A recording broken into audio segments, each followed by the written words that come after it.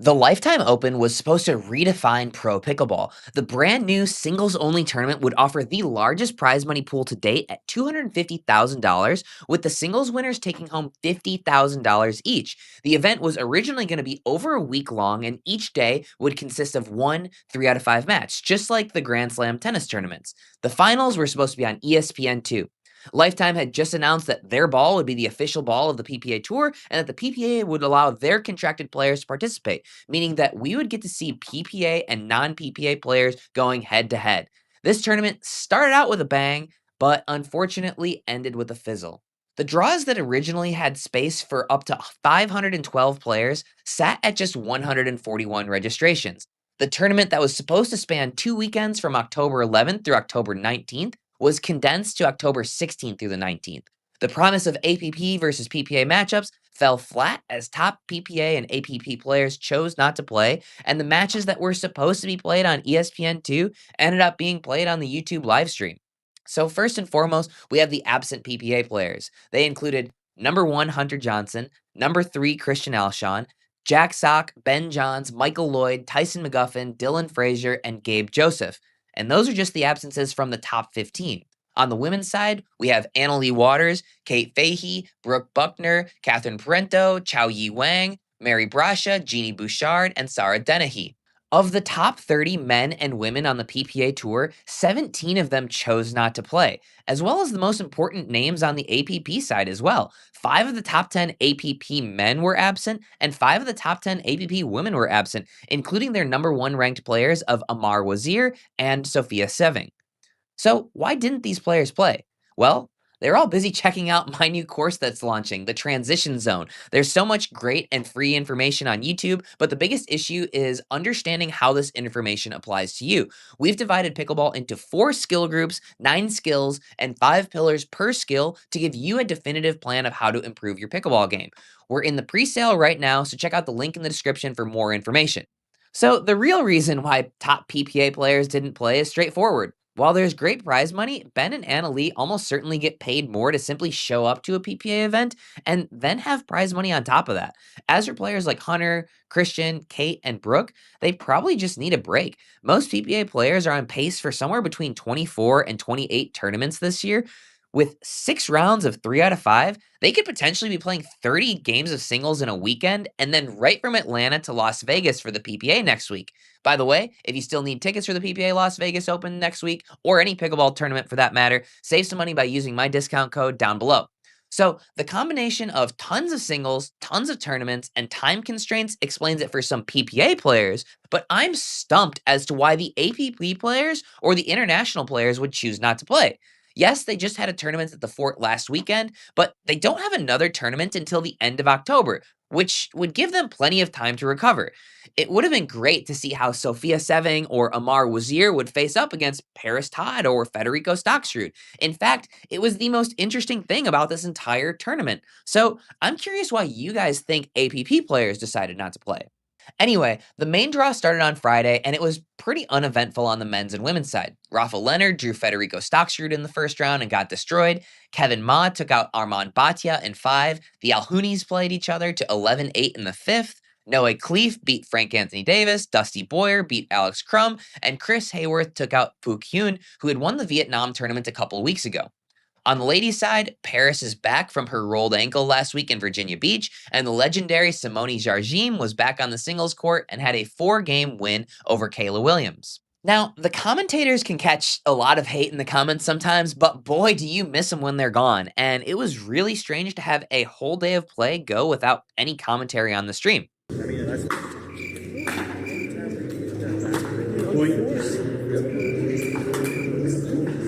On Saturday, they at least had some commentators, but many of the matches weren't streamed, including Federico Stocksrud versus Zane Ford in the morning. Interesting results include Dustin Boyer defeating Noah Cleef in 4, Donald Young defeating Connor Garnett in 4, and Willie Howells destroying John Lucian Goins 11-3, 11-1, 11-3. Donald seems to give Connor some trouble. He's now beaten him 3 times in a row, which is very strange because based on my research on Pickle Wave, Donald doesn't have a single win over the current top 20 players other than Connor Garnett. Donald would continue the momentum in the next round against Will Howells, who's sporting the fully bearded look. Maybe Willie is getting ready to be Wolverine for Halloween, which reminds me, if you guys see any funny pickleball Halloween costumes, let me know because I'm going to be giving them grades, so send me any costumes that you see out there. But in all seriousness, I like the new look, Willie. Donald took the first game 13-11 and the second 11-4, but Willie seemed to be turning things around in game 3. He took it 11-3 and things looked good in game 4. Will was rolling and Donald looked like fatigue was setting in. He played a long match against Connor Garnett earlier and Will had breezed through John Lucian Goins. Will gets a game point at 10-2, but that was it. Donald went into F-it mode and he just started rocketing serves. He won 10 straight points, and I wanted to make sure that you didn't mishear me. He didn't simply score 10 points in a row, he won 10 straight points on serve. Will didn't serve again after being up 10-2, and he played some insane points. I mean, look at this point.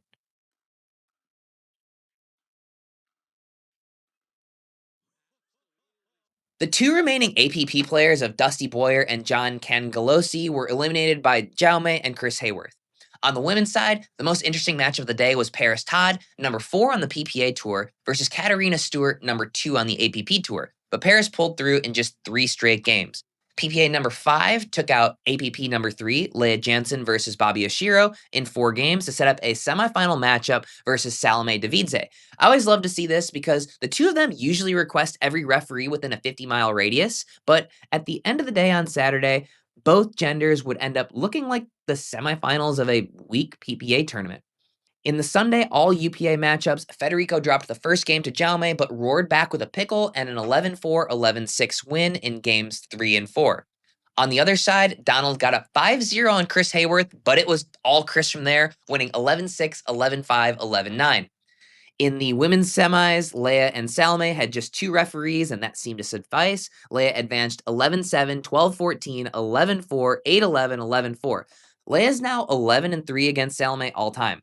Paris came back from 2 games down to beat Caitlin Christian in 5 games.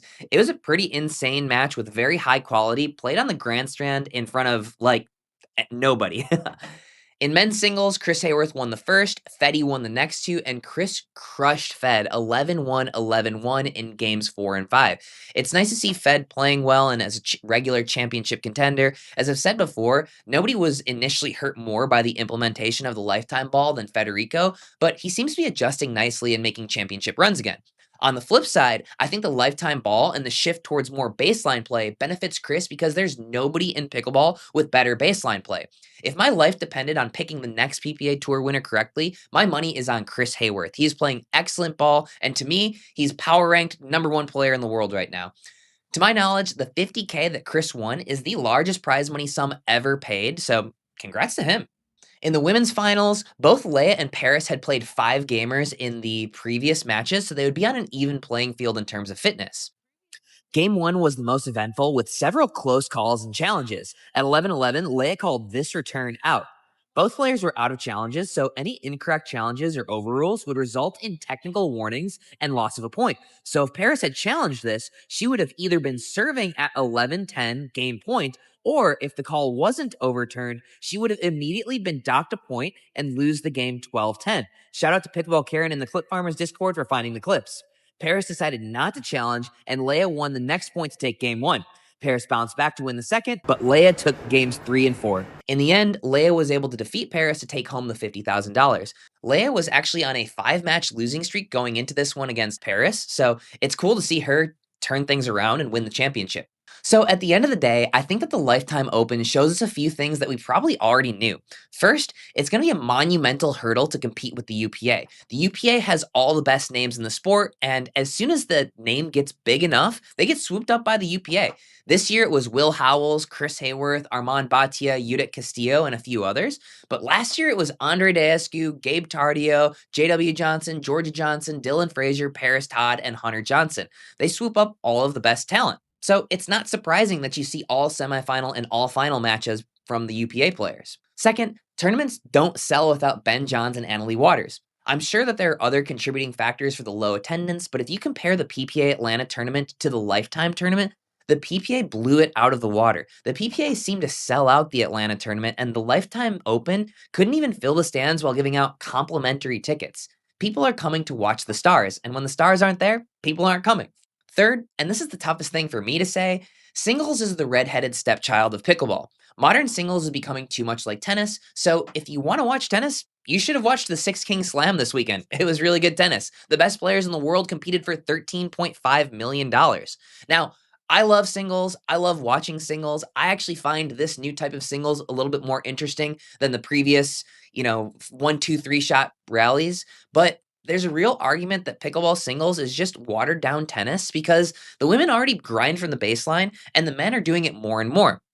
The thing that differentiated pickleball was the cat and mouse, but we're starting to see fewer and fewer of those rallies as the paddles and balls continue to speed the game up. Last but not least, 3 out of 5 games is probably too much. Not necessarily for the player, but for the viewer. This might apply to doubles as well, but who's sitting down to watch 2 straight hours of singles? For me, part of the appeal of singles is the sense of urgency. At any given point, a player is one hot streak away from stealing a game and possibly even the match. While 3 out of 5 certainly rewards the better pickleball player, I like some of the randomness that a 2 out of 3 singles match provides.